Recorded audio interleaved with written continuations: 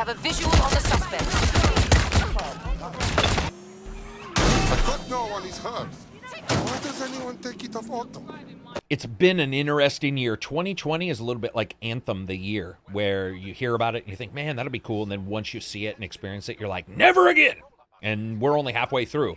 However, being a little bit more than halfway through, I was surprised when Ubisoft contacted me and said, hey, you want to play Watch Dogs Legion? Now, Watch Dogs Legion, that's a title, guys, that I did not actually think was coming out this year. I've talked about it before. There's a lot of rumors about delays that were even farther than that original delay. And what they're trying to do is so beyond what I think a lot of people really understand that I was like, yeah, probably going to be held off.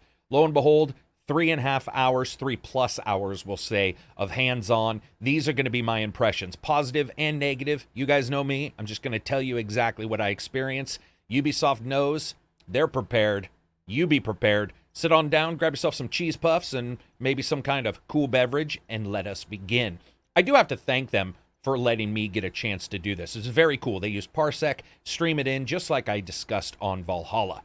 So, what is Watch Dogs Legion? Well, it is the continuation of Watch Dogs 1 and 2, the hacking subset, the underground, sort of the dark web, if you will, of people simulators. This is a game that you could say definitely shows a bit of its Assassin's Creed profiling, but has moved far past that. The first one was a little bit dark and gritty. The second was a hipster wannabe simulator that I admit I just wasn't a fan of. So when 3 gets announced, it's going to be Watch Dogs Legion. This is a game where they say you're going to be able to recruit every single person and they're all going to be different. Now, we've heard this before. All the way back in the day when Bethesda was talking about it with Skyrim and Oblivion and all that stuff about dynamic lives for their characters.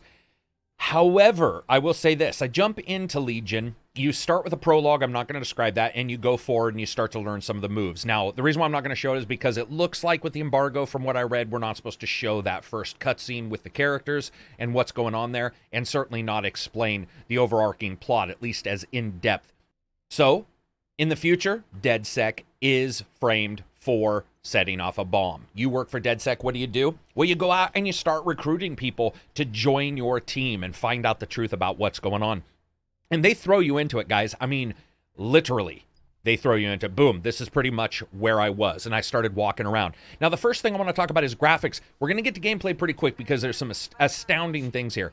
But graphically, I was seeing this through Parsec, which is about a 1080p picture, a little bit better. There was really no perceptible lag at all. And I was looking at all these characters, and I've always actually been a fan of Ubisoft's world creation. Not necessarily as in-depth as, let's say, a Witcher, but good at throwing a bunch at you and making sometimes it feel very realistic. I was actually quite a fan of number 2. I thought that the world itself was quite interesting. I just wasn't a big fan of that story or the gameplay. With 3, this thing goes next level. There is a ton of stuff going on. But I want to talk about just the graphics themselves. It's pretty good. I was surprised. You have a large cityscape here. A cityscape that looks like it dwarfs the city that was actually occurring in Watch Dogs 2, which was basically a representation of San Francisco. And this is larger. It's more condensed. It feels like there's more people in each location, or at least doing various different things. And that might have to do with the gameplay elements. Of course, this lady right here needs some Depends or something. So I decided to walk around here and look. I love the debris systems, the reflections. Now, by the way, ray tracing is on, at least that's what they told us, inside of the demo area.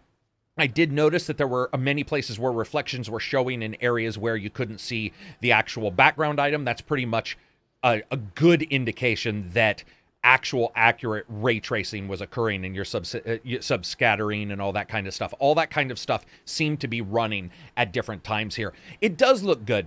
It's got a bit of that dystopian kind of feel to it, but I liked it overall. Now, when it comes to the characters, I personally believe that in the future, they're not so far in the future. It's only a couple years, really. They're not so far in the future that things look hugely technologically advanced. You've got drones and stuff like that.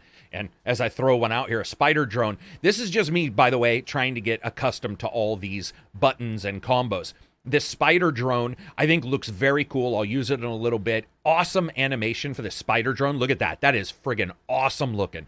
You know, I might as well get it out at the starting here, too. You guys probably noticed I'm pretty positive on this. That's because it really surprised me. It very much did. I didn't know where this was. I didn't know exactly where it would be. And technically, this thing runs really well. Now, admittedly, not everybody looks absolutely perfect when it comes to the NPCs. This is sort of what we're looking at current gen hardware and current gen platforms when you discuss your Xboxes and your PS4s. But as a whole, the way it feels as a world, it's cool. I like the debris systems here. You start to see a little bit of that lived-in feel. Some things I noticed sort of just felt like they were set out, like over there, that white box. It looks almost like twin, ice machines sitting next to each other, a little bit odd. But you start to see these characters, start to talk to them. And the first thing I want to talk about as it'll roll into gameplay is the audio. Let's talk about voices and let's listen. Head with the Kellys, and he's been catfished 3 times by his aunt. How does someone even make that many enemies? Good question. You could dig around and see what turns up. So there's 2 things I noticed right away this first time I had a conversation. One, my character's voice sounded, this is going to sound bad, but it sounded sort of like what you would expect a normal person to sound like. And what I mean by that is, and I scanned her, make sure you pay attention to that. I scanned her to get her data, and now I'm going to follow some of her missions. Recruitment mission started. That means she won't talk to me right away. I've got to do something to get her to even talk to me, just like a person on the street. And back to voices, I was just saying that they are different. There's a lot of different tonal variants. Some people may like it, some may not. This is something that you're going to have to get used to through the game, because not only are they using different voice samples, from what I understand, they also use a technology there to adjust that tone so that they can get multiple samples to use on multiple characters from the same one sample used by a voice actor. So a voice actor may say, where should I go? And then somebody goes in and they use this tonal mapping and they change it so it sounds like 3 different voices, a lower register and a higher register. And that way you can do all of this content that they're going to have for all these different characters. That being said, we're not 100% sure that's what they're doing still, but that was the original plan. So the character starts up, he starts talking, you start talking to people. There were some audio issues, I will admit. I definitely had some, where when I was talking to a character and they talked to me, I couldn't really hear them. They weren't really matched up exactly. However, once I started talking to them, a couple things popped up in Watch Dogs Legion that blew me away. The first was, these guys do a spectacular job making you feel like you're living in this dystopian future right away. You've got everything from the graffiti and just everything beat and downtrodden, but you also have this overarching military force, and you can take them out and get the good guys on your team, or do what I did and accidentally target the good guy. I targeted the civilian. But I took this guy out, and the first thing you find out that you have, once I end up very clumsily taking these guys down and knock her out, sorry lady, I forgot I even did that. I take these guys out, you can actually cloak the bodies on the ground so that the enemies can't see those bodies and won't alert right away, and you can get out of the way. Boy, those pants are just driving me nuts. I think I run away here, I can't remember this footage. So anyway, so you start to see all these overarching bits of the world. You've got the drones, you've got the people beating up people on the street and arresting them for various stuff. Something, by the way, happens in my demo that blew me away, which I'll discuss in a second when it pops up. I was really surprised. So I started to run around, started to get a feeling for the movement. The movement is very much Watch Dogs 1 and 2. 2, a little bit more when it comes to fluidity back and forth, but there wasn't a lot of parkour in the same way that 2 was. Now, that could also be because I didn't have a parkour character. What I mean by that is none of my characters are parkour. In fact, hilariously enough, they are as far from parkour as possible, and you'll see that in a second. This is one of the things that we've all talked about. Can you have the granny army? Which sounds like a Pornhub category, but here it could actually be your group of people, and we'll see that. Now you can see you can actually saddle up against walls for stealth, that kind of stuff. All the vehicles can either be hacked or stolen, but let's talk about hacking people. We're going to look at this person and see their skills here. So see those skills. You can also save them recruits, but they've got unlimited range for key stealing, they've got a crowbar, they've got a utility vehicle. What is so interesting to me is all of those will matter. If they've got a utility vehicle, then you can actually track that person to the utility company where they get the vehicle from. If you take them over, of course, they'll have that weapon. If you attack them, they'll have that weapon. Gone are the days where you'll end up getting a bad guy and you'll kill him and you'll have a gun when he never had a gun. Now here, I take out this dude who knocked that person down. If I had taken him out earlier, I could have added that guy to the recruits. And you'll see that some people look like they have no skills. It'll be something very stupid, like raises gambling debts. That can actually pay off later, and I'll show you. There's the shroud mechanic, basically hiding that body so that people can't see it and don't react, and police don't react. So when you start looking at people, you can really start to see me scan, because one of the things I'm always looking for is what's the trick, right? What's the thing that they're doing? How are they getting these tables into place? How are they structuring all the schedules? Well, look at this, for instance. Panhandling in Southwark until 12 noon. You can actually track that guy at those specific spots. Not only that, but there's something called the deep analysis, which I'll show you in a bit, where if you're looking at a character, you can go into their deeper schedule per hour, track them. Not only that, but assign waypoints to where those places are and do different jobs or different things behind the scenes to get them to join your group. It's crazy. I have to say, at least from what I played, three plus hours, most of the stuff that Legion said it was going to do is occurring, which to me is actually the technological leap when it comes to just pure, I would say, detail and coolness and sandboxiness is happening here. Fantastic. Just completely surprised. So I run around these different areas, and I want to look at pop-in. There's a little bit of pop-in farther off, but it's surprisingly not bad. So we're going to jump on a motorbike, and we're going to see how it looks when you're riding around. Now, I am using a gamepad. It's got about 30 to 80 milliseconds of lag when I'm playing this via Parsec. So be aware of that. I think I crash at the end, but that's not why I'm saying it. I'm just saying it because you'll notice that there's a little bit of an exaggerated movement, and that's because your brain is telling you I want to do a finesse movement, but the motorbike doesn't turn that instant moment you expect it to, so you crank it. That has nothing to do with the game. That has to do with the fact that we were playing via Parsec. Well, damn, I forgot about that. It's been a little while since I've seen this. I took some notes, and then they ended up shipping us their high-end local recording versus, us recording at our own places. So overall, the world itself looks great. There's a lot of, I would say, alternative elements to the game world that you might not expect. For example, it's not just that there's one stop sign, it's that there's probably 15 or 16 all designed slightly different. So moving on from there, we found her. She's basically our contact for Pamela. So she says, it's about my friend, isn't it? Oh God, she's okay, right? So she talks at least in the female pronoun, right? She doesn't necessarily have that exact character's name, and I don't know if she uses it later. But what's cool is you start to find out that almost no quest in the game, no recruitment quest in the game, is a one-step. What I mean by that is, let's say you get one of these mini quests, which I got tons in my 3 hours. No matter who you're recruiting, it's almost never just go there and pay off somebody or just go there and kill these dudes. It's usually 3, 4, 5 layers deep, which surprised me. I was not expecting that. So with this one, it's about gambling. She has racked up gambling debts and hasn't paid them back, and you can't figure out why. So you're going to go and you're going to track down what exactly is going on. Now, there are some elements of this that appear to be procedural, right, which you would expect in the way that they're doing it, but other parts appear to be sort of drawn in within the narrative. So what'll be interesting to me is how many times are you going to run into somebody where they're running up a gambling debt? That's a good question, and it's a question that I myself asked. I will say this. Never in the time I was playing, and I was clicking on everybody I could to find recruitment jobs that overlapped. They just didn't. I don't know exactly how they're going about it. I'm assuming what they've got is a system that is grabbing a ton of different variables and putting them together. But so far, I did not.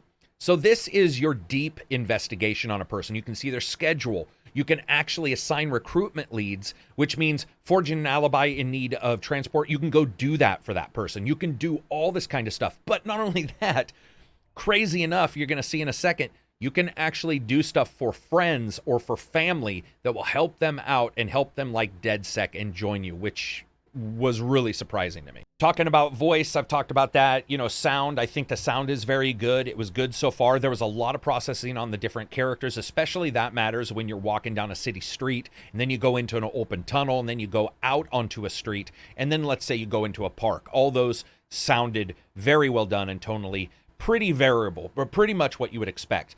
When it came to the actual gameplay and shooting, I'll show you that in a second. It was fine. It was Watch Dogs standard. So if you expect anything beyond Watch Dogs, it's not going to be here. So what I did was I switched out characters. I'm still following all along with this gambler mission, and I see these people being arrested, and I look, and what do I find? Mindy Nader. That is the wife of the character I just was. Now, of course, I'm assuming a lot of this stuff is done to make you feel like the center of the story, so Mindy is going to be arrested or have a higher chance, but she is a part of DedSec like you are. So all these characters are combined. That is not the only time that happened. It happened tons of times in the game where various people were connected depending on where they were and what lifestyles they happened. Another thing I liked is every single character does have different weapons that are unique to their locations, and they have abilities and skills that are unique to the characters, but they also have access social disguises that are for their specific characters. Some characters can go into particular areas that others can't. Some will just not be noticed if they go into those areas. Some will have weird skills that you really can't understand exactly why the skill would matter, but some will have very cool weapons. For instance, one character's got the ability to grab like EMT kits and shock people. You've got the graffiti gun, things you've seen in the trailer. You've got all these different weapons, and I was looking and talking to a bunch of people and just scanning everybody and recruiting everybody, just constant, or at least trying to, because the recruit missions are not small. And as I was trying to recruit different people and bring them in and look at their information, there was just an incredible amount of things going on within the game. And again, this is a lot of trickery, right? We know that a lot of it's just going to be random lookups. It's going to be things where it's like, okay, we know that this character has helped Pamela. Let's attach Pamela to these three characters so it all feels combined. If you pick up a construction worker, they can have a remote drone. That remote drone can fly you in to do a mission from the top of a mission area instead of the bottom. Or if you're the same construction worker, instead of doing that, you can just walk into construction areas where other people can't go. There's multiple ways to do everything. There was one particular spot that was not even a main mission. It was just a side location. And there were so many ways to go about what I wanted to do. It was crazy. And I like these. I like these kind of surprises. I like these unique systems in play because I didn't know exactly how this would all work out. But so far, in my multiple hours, nothing repeated. And that was in 3 hours where I can tell you most games I would play, I could get something to repeat within that allotted time period. Now, maybe somebody had a different experience than me, but that was my experience with this game. It was phenomenal from just a sandbox standpoint and the feeling of being able to go out there and do crazy shit and just see how it all works out. And all these different weapons people had and all these different abilities really meant that no matter where I went and what I was doing, I always felt that there was some uniqueness to the experience. There was this free form to it. For example, later on, I take on a mission where, no lie, I have no special skills and I'm just a chick in hot pants. Speaking of, let's do this. I love this lady. She became my favorite character out of all these. You know why? She's got nothing but a gambling debt. That's it. She's got no skills. She doesn't even have a good weapon. She's got nothing but a gambling debt and the desire to help out DedSec. And you can take her on. It's not about being the hero. It's about all of these different groups coming together. It was so dumb, but at the same time, so awesome. And it wasn't silent. You can see her talking right there. So she's talking back and forth with the AI itself. Now, here's another cool thing.